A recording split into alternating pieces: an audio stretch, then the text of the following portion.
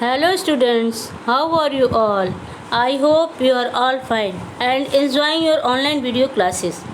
Welcome back your online video classes from LPM Public School.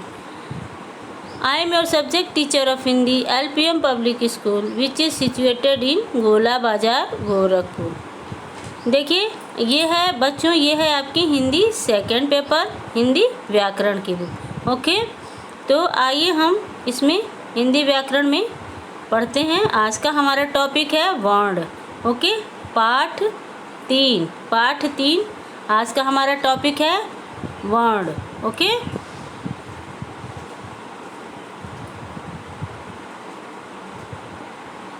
आज का हमारा topic है वर्ण, अल्फ़ाबेट। वर्ण यानी कि अक्षर। ओके, इसके पहले वीडियो में हमने आप लोगों को बताया था भाषा के बारे में कि भाषा किसे कहते हैं। भाषा वह माध्यम है जिसके द्वारा हम अपने मन के भावों को एक दूसरे से व्यक्त करते हैं। सोचना, सुनना, समझना और समझाना ये सब भाषा के ही रूप है। ओके, भाषा हमारे लिए बहुत ही ज़रूरी है। भाषा के द्वारा ही हम एक दूसरे की बात को सुनते हैं, समझते हैं और जानते हैं। ठीक है, और कहते हैं एक दूसरे से। ओके, नेक्स्ट है हमारा भाषा के रूप। भाषा के कितने रूप होते हैं? भाषा के 2 रूप होते हैं, एक मौखिक रूप और एक लिखित रूप, दूसरा लिखित रूप।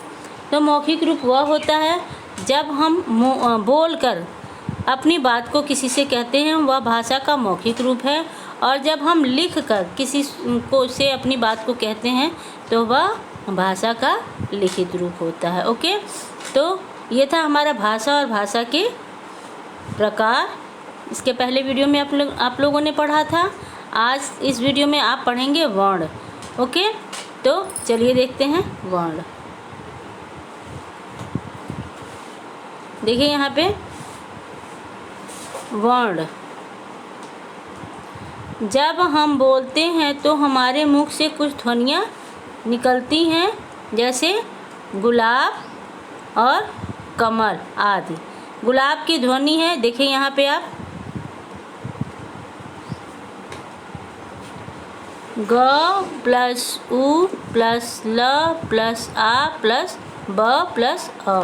ये जो है गुलाब में देखिए अलग अलग वर्ण हैं। ग है, फिर प्लस ग पे उ की मात्रा उ है, फिर ल है, फिर ल पे आ की मात्रा आ है, फिर ब है और अ है। इतनी ध्वनियाँ गुलाब में है, ग उ ल आ अ ब अ। ठीक है, तो ये सब सारी क्या है? ध्वनियाँ हैं। ओके, नेक्स्ट आपका देखिए यहाँ पे कमल। ओके, कमल की ध्वनि है क म ल। देखिए इसमें कोई मात्रा नहीं लगी है, लेकिन फिर भी इनकी ध्वनि देखिए क अ म अ ल अ। जब हम व्यंजन बोलते हैं तो हमारा ध्वनि निकलता है और उसके साथ स्वर भी जुड़ा होता है। ओके, तो ये हो गया हमारा कमल। तो ये सब क्या हैं? ये ध्वनियाँ हैं। ओके, वर्ण हैं। ठीक है, ये ध्वनियाँ ही वर्ण कहलाती हैं और इन्हें और छोटा नहीं किया जा सकता है। इनको और छोटा नहीं किया जा सकता। ओके, वर्ण कितने प्रकार के होते हैं? एक स्वर होता है और एक व्यंजन होता है। स्वर और व्यंजन। ओके, दूसरा है आपका व्यंजन। नेक्स्ट, स्वर क्या है? हिंदी में 11 स्वर होते हैं। देखिए हिंदी में 11 स्वर होते हैं। पहला है आपका अ,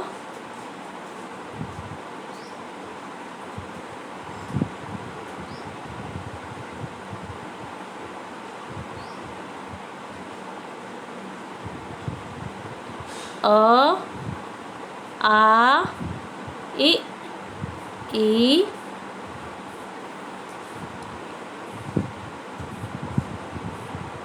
उ, ऊ, री, ए, आई, ओ, औ। ये सभी कितने हैं? 11 हैं। ओके, और इन्हीं स्वरों की मात्राएं होती हैं। ओके, तो ये सब थे क्या थे? आपके अ से लेके अ तक स्वर थे। ओके, नेक्स्ट है आपका व्यंजन। देखिए व्यंजन, यहाँ पे आप व्यंजन, हिंदी में 33 व्यंजन होते हैं। ओके, देखिए यहाँ पे व्यंजन किसे कहते हैं, क से लेके ज्ञ तक को हम व्यंजन कहते हैं। आप लोगों को अच्छे से पता होगा। आइए देखते हैं इसमें फिर। क ख ग घ अंग अंग। ओके, च छ ज झ इय। ओके, ट ठ ड ढ ड़। ओके, उसके बाद से है आपका, यहाँ पे देखिए त थ द ध न प फ ब भ म य र ल व। तालव्य श, मूर्धन्य श, दंत श, ह। ओके, देखिए यहाँ पे तालव्य शब्द का जब हम उच्चारण करते हैं, तालव्य शब्द का जब हम उच्चारण करते हैं तो हमारी जीभ जो है तालु से टच करती है, तो उसको हम क्या बोलते हैं, तालव्य श। श जब हम बोलेंगे तो हमारी जीभ जो है तालु से टच करेगी। ओके, नेक्स्ट है आपका मूर्धन्य स। ओके, तो जब हम इसको बोलते हैं श, तो ये हमारे कंठ से इसकी आवाज़ निकलती है। ओके, और नेक्स्ट है आपका दंत श। दंत श जैसा कि नाम से ही स्पष्ट है, दंत श। तो श, इस श को हम जब स का उच्चारण करते हैं तो हमारी जो है जीभ जो है दांत से स्पर्श करती है, श। ओके, तो उसके बाद से ये है क से लेके ह तक आपके क्या है, व्यंजन है। ओके, यहाँ पे देखिए आप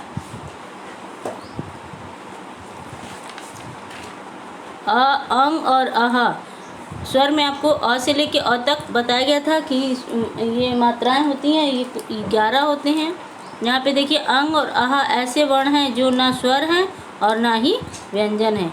अंग और अह अयोगवाह हैं, ठीक है, ना ये स्वर है और ना ही ये व्यंजन है, ये अयोगवाह है। अंग और अह अयोगवाह है। ओके, नेक्स्ट देखिए छ त्र ज्ञ स्र दो व्यंजनों से मिलने से बनते हैं। ओके, छ त्र ज्ञ स्र ये क्या है, आपके संयुक्त व्यंजन हैं, मतलब दो व्यंजनों के मिलने से बनते हैं। जैसे देखिए यहाँ पे आप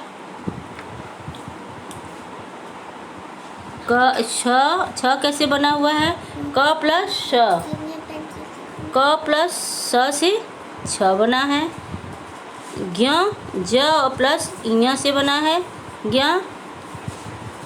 त्र कैसे बना है, त्र त और प्लस र से त्र बना है। और श्र जो है तालव्य श प्लस र से क्या बना है, श्र बना है। ओके,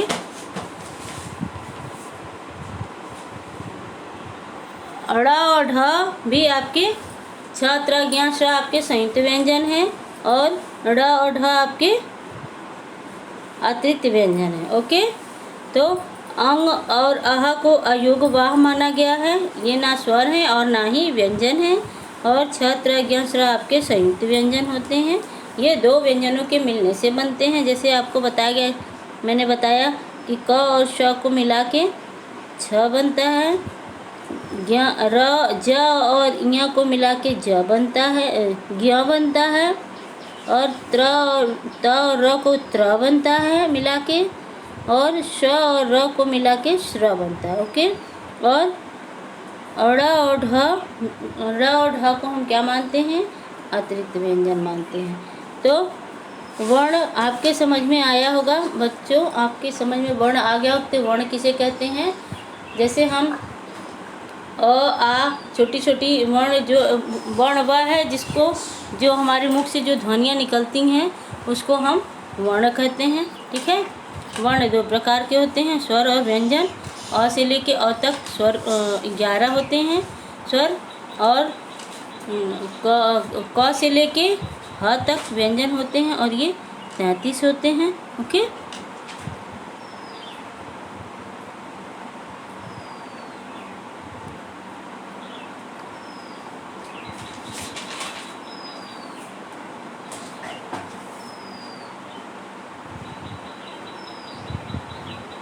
तो ये था आज का आपका चैप्टर वर्ण। आपको वर्ण समझ में आ गया होगा। ओके, वर्ण 2 प्रकार के होते हैं, एक स्वर होता है और एक व्यंजन होता है। स्वर 11 होते हैं और व्यंजन 33 होते हैं। संयुक्त व्यंजन होते हैं छत्र ज्ञ श्र, और अतिरिक्त व्यंजन होते हैं अड़ औढ़। ओके, तो मुझे आशा है ये चैप्टर आपको समझ में आ गया होगा। Okay, thank you.